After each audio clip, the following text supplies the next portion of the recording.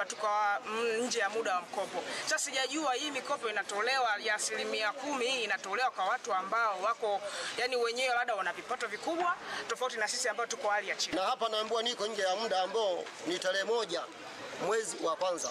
Je, hili tangazo kweli litoka mwezi wa kwanza au ni ujanja? Gharama kwa wale wa kikundi tumejichanga, tumetumia 550,000 na 50,000. Kwa kuchangilishana kwenda kufungua akaunti benki. Tukao tunakuja hapa tunaelekea maelekezo twende kwenye stationery zao ili tukatoe katiba zetu. Baadaye tukao tunalipia hela zetu, tunasumbuka na nini.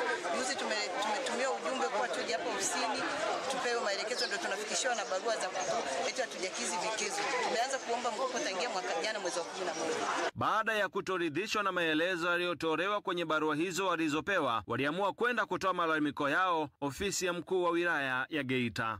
Kwa nini wapewe barua warudi nyumbani? Inamaanisha kwamba sasa hivi vikundi havitapata pesa, ala sivyo wasubiri tena kikundi kingine waanze na process upya, wakati hizi process tulizozitumia sisi tumetumia gharama.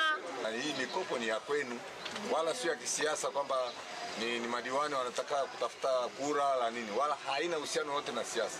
Tunatamani mpate mikopo muweze kufanya biashara zenu kama wajasiriamali. Wakiwa katika ofisi ya mkuu wa wilaya ya Geita, wawakilishi wa vikundi hivyo walikaa kikao na maofisa maendeleo ya jamii wa halmashauri ya manispaa ya Geita pamoja na katibu tawala wa wilaya ya Geita Bi Rusibeda, ambapo mkuu wa idara ya maendeleo ya jamii manispaa ya Geita Robert Sungula alitolea ufafanuzi malalamiko hayo. Kwamba eti kuna faili zimerudishwa kwamba sisi tumeondolewa. Hakuna mwananchi ambaye amekosa fursa ya kupata mikopo. Ila katika awamu hii amekutwa na dosari za kuwezesha kwamba kupata mkopo.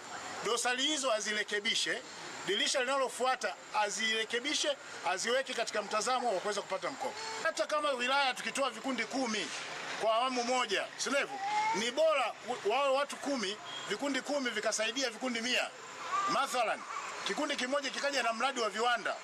Ule mradi wa viwanda ukaajili vijana wengine ndani ya kiwanda. Sio vibaya. Kutoka mkoani Geita, mimi ni Edgar Nduru wa EATV. Naam, asante Edgar. Tukatazame soko la fedha kwa leo.